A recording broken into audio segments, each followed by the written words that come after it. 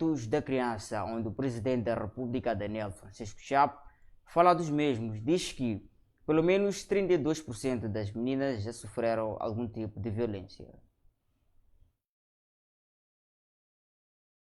O chefe de Estado, que falava no quadro da abertura do ano judicial 2026, alertou que investir na justiça da criança é fortalecer os alicerces da nação e proteger o futuro do capital humano, dando mais estabilidade social e mais esperança para o país. Para Daniel Chapo, investir na proteção da criança constitui um compromisso com a dignidade judicial por um sinal dos preceitos essenciais para o sistema judiciário. A criança é o centro do desenvolvimento de qualquer sociedade no mundo. E em Moçambique, esta verdade é ainda mais evidente. A população nacional é estimada em mais de 34 milhões de habitantes.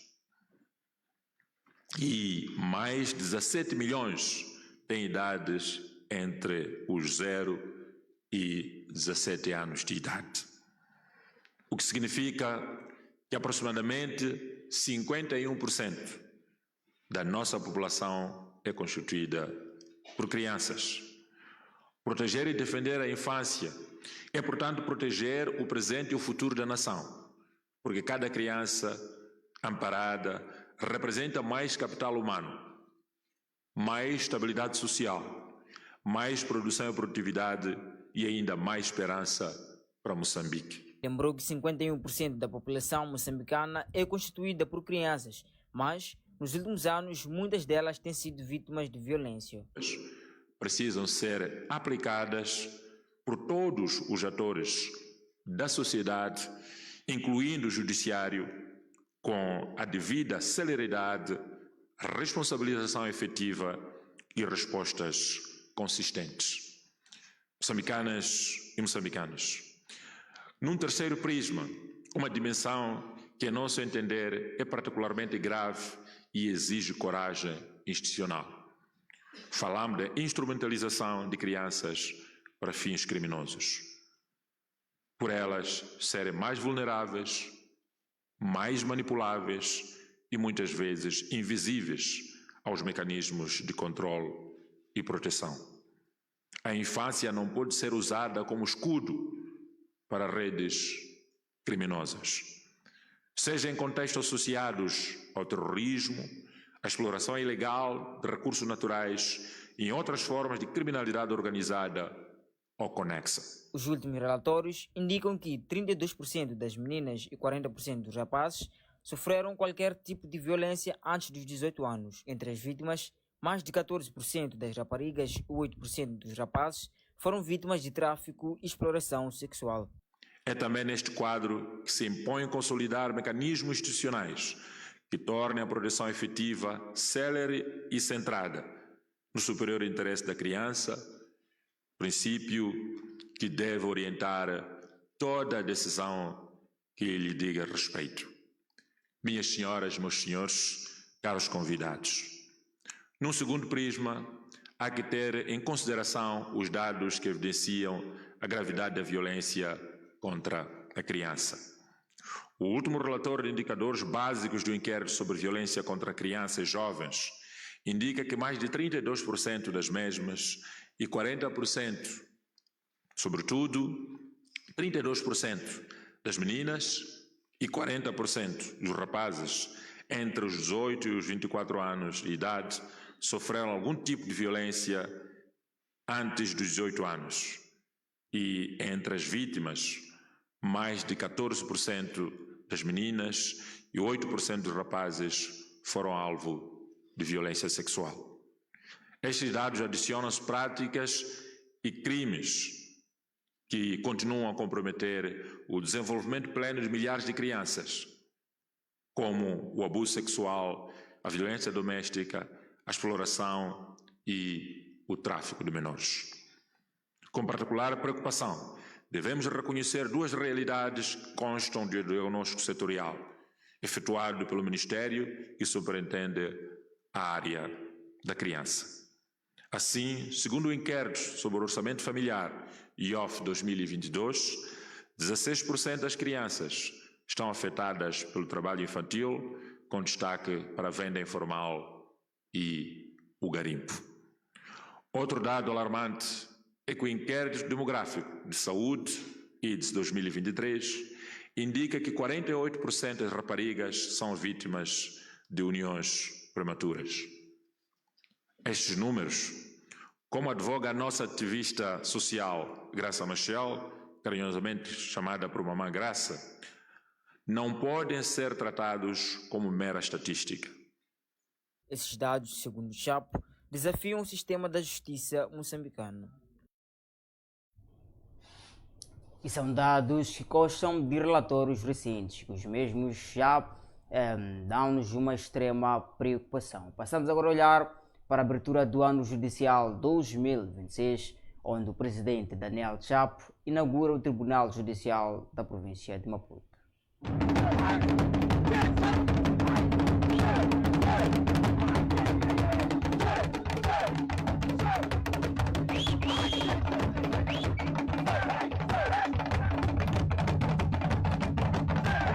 Inauguramos, antes desta cerimônia, o Tribunal Judicial da província de Maputo, o maior daquela província. Esta ação configura o nosso compromisso para a dignidade da função judicial e por essa via do cidadão, em particular, das nossas flores que nunca murcham, conforme apelidadas pelo nosso saudoso presidente Samora Moisés Machel. Temos a plena convicção de que a dignidade do Estado depende igualmente da elevação do prestígio das suas instituições. Auguramos que aquela nova infraestrutura provincial seja um espaço de afirmação do Estado de Direito e da consolidação da relação que deve existir entre a justiça e o cidadão, uma conexão assente na confiança, segurança e legitimação e, sobretudo, que seja um centro de formação de cidadania.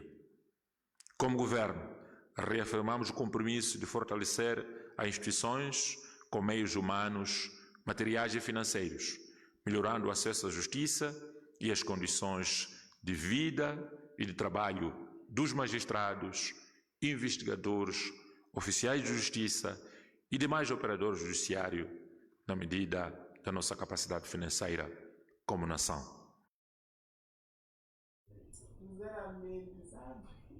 É um ato que marca o reforço do acesso à justiça para o nosso país, concretamente para a nossa província de Maputo. Passamos a olhar para a zona norte do país, concretamente na província de Nampula, relativamente ao acesso à justiça, onde o Ministério Público tramitou mais de 12 mil processos no ano de 2025. Durante o ano de 2025, o Ministério Público, ao nível da província de Nampula, registrou o movimento processual de 12.184 processos, sendo 2.023 pendentes e 10.116 entrados contra 11.724 processos do ano anterior, 2024. Findaram 10.399, o que representa um desempenho de 83,39%, e transitaram 1.785 para o período seguinte. Em comparação com o ano anterior de 2024, registrou-se um aumento de 460 processos, correspondente a um acréscimo do movimento processual à ordem de 3,77%. Dos 12.184 tramitados, reportam a jurisdição criminal 7.797 processos, secção comercial 73 processos, secção aduaneira 137 processos, secção civil 305 processos, secção laboral 312 processos, secção de família e menores 792 processos, secção fiscal 685 processos, secção administrativa 353 processos.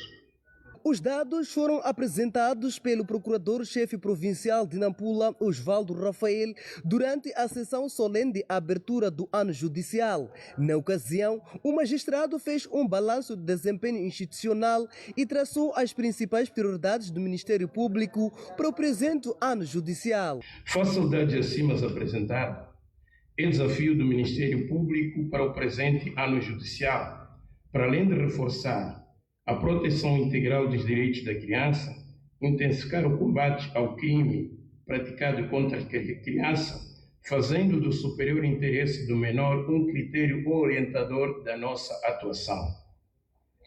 Ainda, persistir na celeridade processual e prosseguir na fiscalização da legalidade, fazendo para o efeito uso das prerrogativas especiais do magistrado do Ministério Público. Por fim, reafirmamos o compromisso do Ministério Público de fazer valer a lei com firmeza, humanidade, assumindo a responsabilidade de trabalhar em conjunto com os tribunais, serviços sociais, comunidade e outros entes. Para que o ano 2026 seja um ano de avanços concretos na promoção e proteção integral dos direitos da criança. No âmbito do Gabinete Provincial de Combate à Corrupção de Nampula, foram tramitados 208 processos contra 180 do período anterior. Deste universo, 150 processos foram acusados e remetidos ao tribunal, representando um desempenho de 72%.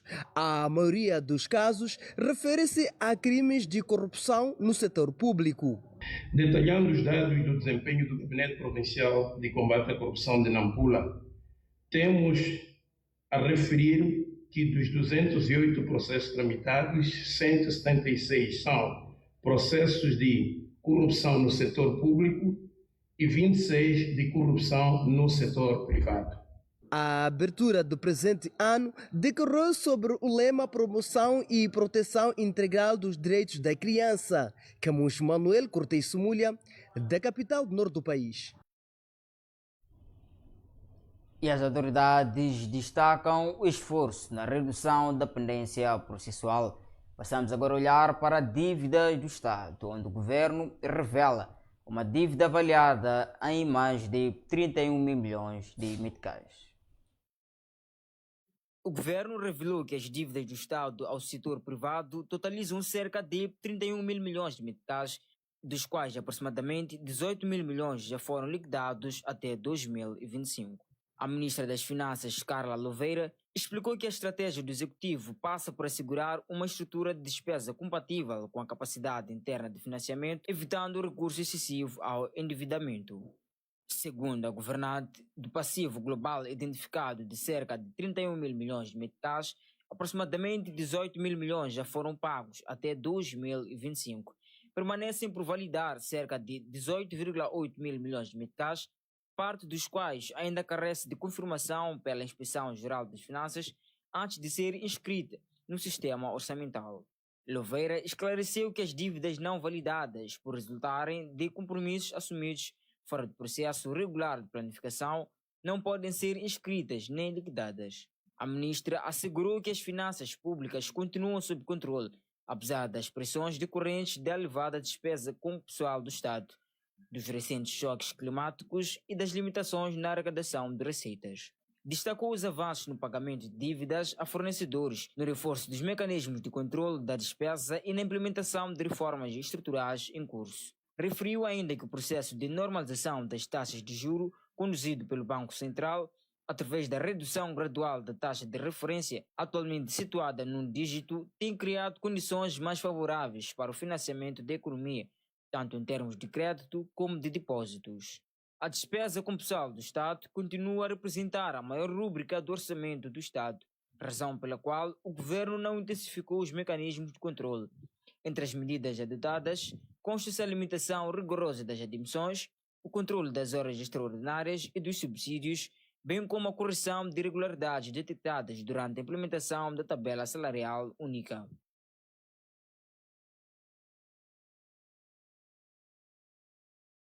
E o Executivo garante estar a trabalhar para a regularização desta situação. Passamos a olhar para a zona norte do país, concretamente a província de Nampula, onde vendedores abandonam o mercado por alegada magia negra. O abandono do mercado central no posto administrativo de Namina, distrito de Mecubur, província de Nampula, está a preocupar os compradores, assim como os vendedores que ainda permanecem no local. Segundo relatos colhidos pela nossa equipe de reportagem, o mercado possui condições básicas para o funcionamento normalmente, mas apesar disso, continua vazio. Alguns comerciantes afirmaram que não compreendem o motivo do abandono, uma vez que o espaço foi durante muitos anos uma referência comercial na região. Sou residente de Namina, na vila. Assunto do mercado central na Namina. Para meu lado não estou a entender bem. Mas sim, tanto eu vi o movimento que estava ali vendia peixe seco. Matanicusi, papai e muito. Mas chegou nos anos passados que não deu certo aquele programa de venda. Atualmente moda amarelo descontrolado, kula mutu akuma maneira, kawa mutu spidiri, kula mutu onele maneira para comer. Entretanto, apuramos no local alegações de prática de feitiçaria estão entre as principais razões do abandono. Os comerciantes chegaram na fase que vinham abandonando, mas o motivo por eu ouvia dizer que eles estavam fugindo, não sei de magia, não sei o quê, mas criando um novo mercado lá na Teicita, que é na Estrada Nacional, mas do mesmo posto administrativo. Tem um mercado chamado na Teicita, então que muitos comerciantes, muitos fugiram para lá, só outros do outro lado. Os vendedores que ainda permanecem no mercado aproveitaram a nossa equipe de reportagem para pedir às autoridades locais e provinciais que tomarem medidas que permitam devolver a confiança aos vendedores e reativar o funcionamento do mercado. O pedido que eu vou deixar para o prefeito posto e a autoridade local da Vila de Namina, do posto administrativo de Namina, é de me lamentar muito, porque é muita lamentação mesmo para a população de Namina, porque acabaram de abandonar ali, então todo o povo ficou triste, porque este mercado é um mercado edificado, que o governo construiu mesmo bem edificado, mas que até agora não se faz nada. Agora, é por cindir, não sei, posso culpar a autoridade local que está a velar toda a situação da Vila de Namina, pode ser isso, mas para nós, uma parte tocamos nesse ponto aí, porque vimos que é ele que é nosso pai, o governo local, mas não está a agir, não está a ver aquele problema. Mas ali ainda se vive um pouco, só serve de armazéns para esses comerciantes, mas na área de venda de produto que estava ali, agora não.